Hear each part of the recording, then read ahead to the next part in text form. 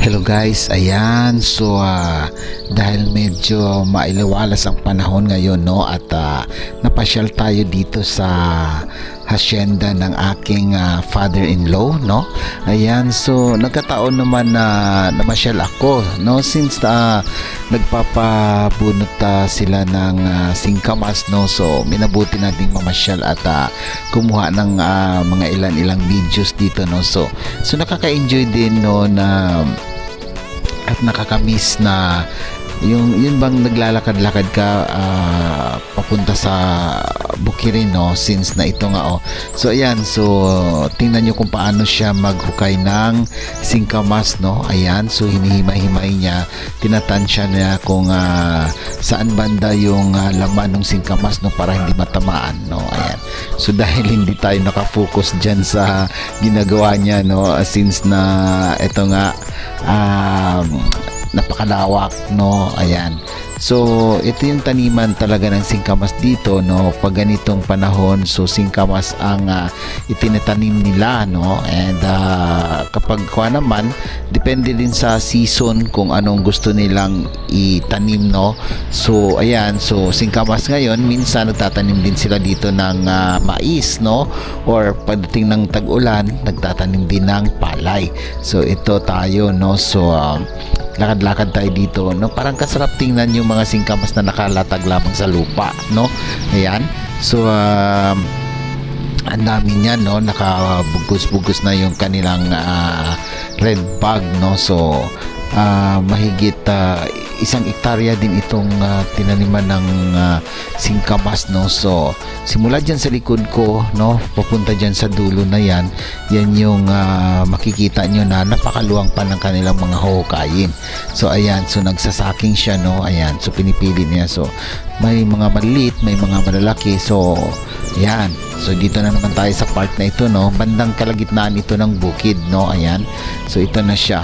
So kailangan mabilis ang kanilang pagsaking kasi sinasamantala lamang hindi uulan, no. Mahirap din kapag uulan kasi masisira din ang mga pananim, no, kapag ganyan. So mabilisan. So ayan, kalahati pa lamang yung kanilang nabubunot, no. Ayan, so tingnan natin dito, guys.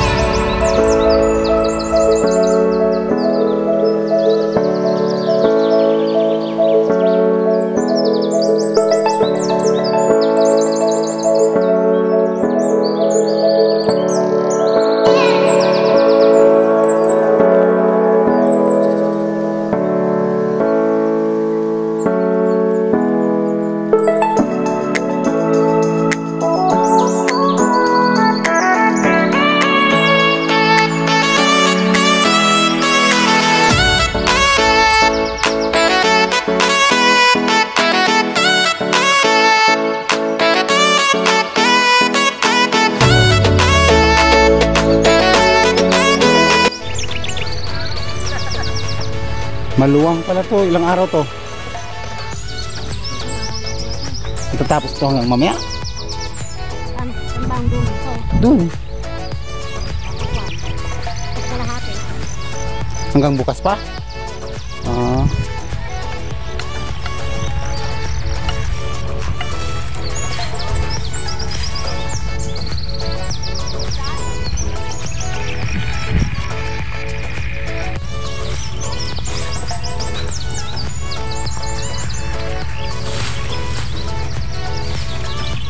Sana wag lang umulan, no.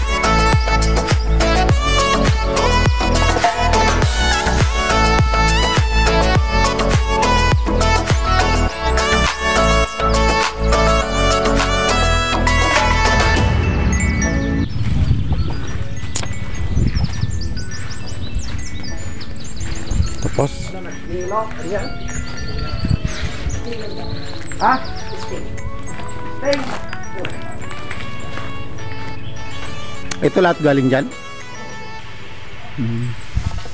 So ito guys, no, ito yung mga hakbang kung paano mag-iimbak ng singkamas, no, sa butika, no, para preparasyon, no. Ayan, so kailangan may bodega talaga siya para in case na umulan hindi siya mababasa, no.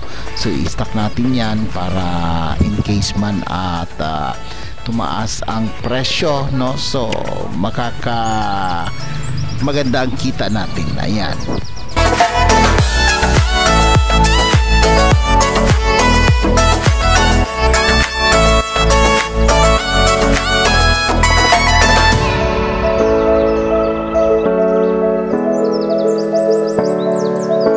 So yan, ayan, kalahati pa lamang yung ating nahakot dyan, no? At marami pa tayong hakutin dyan, ayan. So medyo pahinga muna ang ating mga tauhan at medyo napapagod din at mainit ang panahon.